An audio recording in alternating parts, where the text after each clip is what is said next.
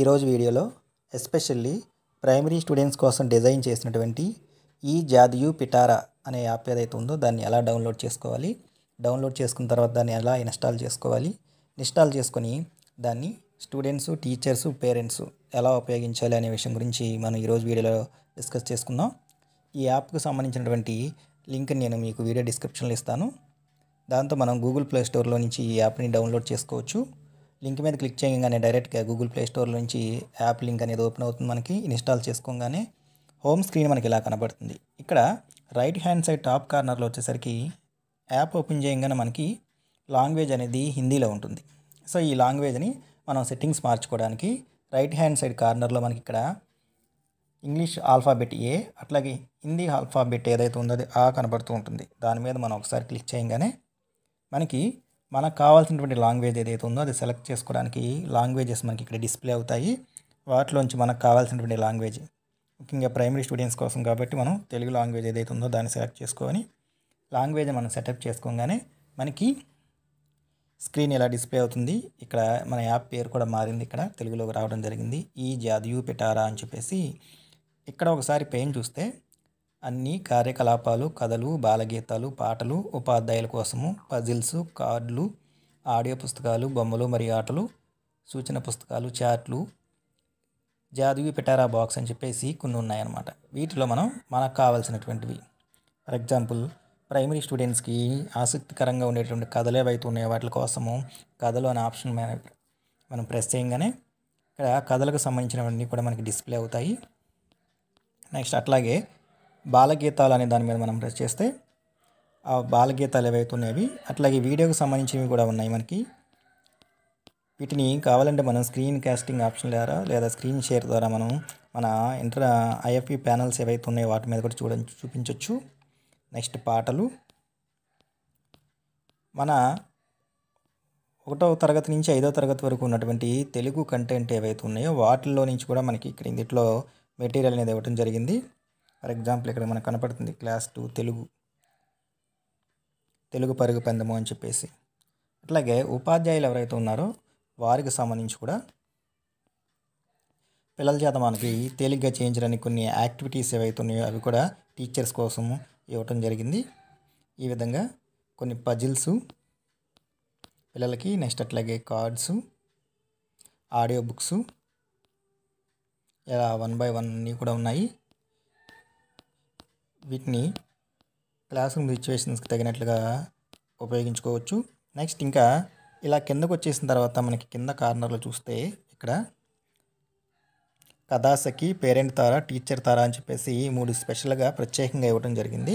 ఇక్కడ వచ్చేసరికి మనం ఏఐ అని చెప్పేసి, అంటే రాబోయే రోజుల్లో ఈ ఆర్టిఫిషియల్ ఇంటెలిజెన్స్ అనేది ఒక ముఖ్యమైనటువంటి పాత్ర పోషించబోతుంది అనమాట. ఆల్రెడీ పిల్లలకి అట్లాగే మన టీచర్స్ మనందరికీ కూడా వాయిస్ టైపింగ్ తెలుసు. మనకి వాయిస్ టైపింగ్ మైక్ ఏదైతే ఉందో దాన్ని ప్రెస్ చేసి మనకు కావాల్సింది గూగుల్ టైప్ చేయటము, కావాల్సింది మనం ప్రెస్ చేసిన తర్వాత ఆటోమేటిక్గా మనకు రావాల్సినటువంటి ఆన్సర్స్ రావటం, ఇవన్నీ దాన్ని బేస్ చేసుకొని మనకి ఆర్టిఫిషియల్ ఇంటెలిజెన్స్ అనేది ఇంట్రడ్యూస్ చేయడం జరిగింది.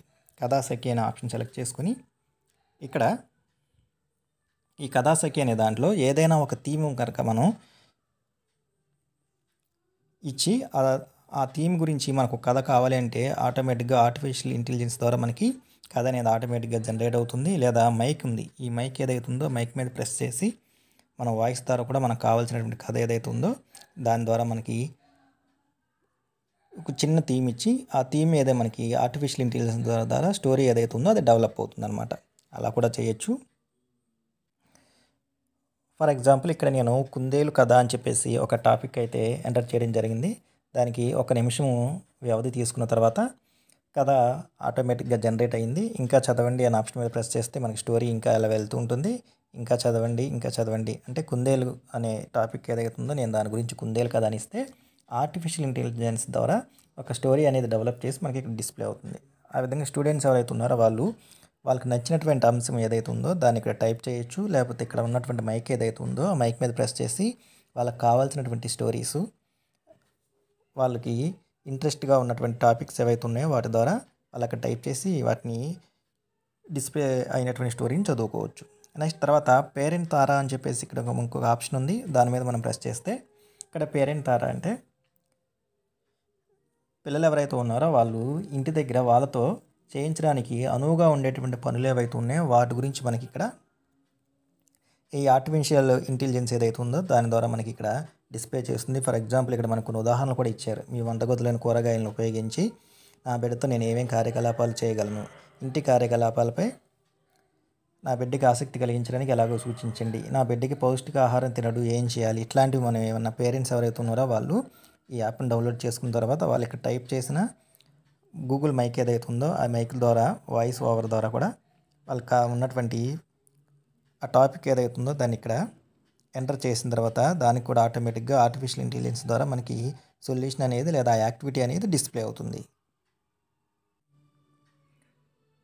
ఫర్ ఎగ్జాంపుల్ నేను ఇక్కడ పిల్లల చేత తేలిగ్గా చేయించే వ్యాయామాలు ఏవి అని చెప్పేసి ఎంటర్ చేశాను. దానికి ఆల్రెడీ ఒక ఏఐ ద్వారా జనరేట్ చేసినటువంటి సమాధానం ఇక్కడ ఉంది. ఇంకా చదవండి అనే ఆప్షన్ ద్వారా ఇంకా దాని కంటిన్యూషన్ ఆన్సర్ అలా వస్తూ ఉంటుంది. సో ఈ విధంగా పేరెంట్స్ ఎవరైతే ఉన్నారో వారు పిల్లల చేత చేయించాల్సినటువంటి యాక్టివిటీస్ వాటికి సంబంధించిన క్వశ్చన్లు ఇక్కడ అడిగి సమాధానాలు తెలుసుకోవచ్చు.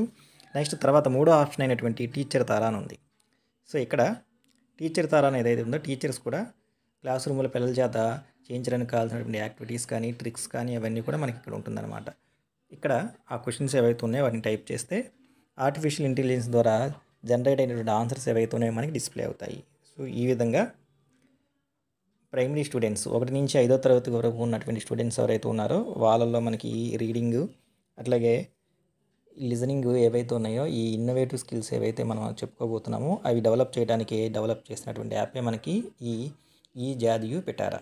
ఈ విధంగా దీన్ని మనం డౌన్లోడ్ చేసుకొని ఇన్స్టాల్ చేసుకొని టీచర్ గాను స్టూడెంట్ గాను at the same time parent కూడా ఈ యాప్ని ఉపయోగించడానికి మనకి అవకాశం కల్పించడం జరిగింది. ఈ యాప్కి సంబంధించిన లింక్ నేను మీకు డిస్క్రిప్షన్లో ఇస్తాను.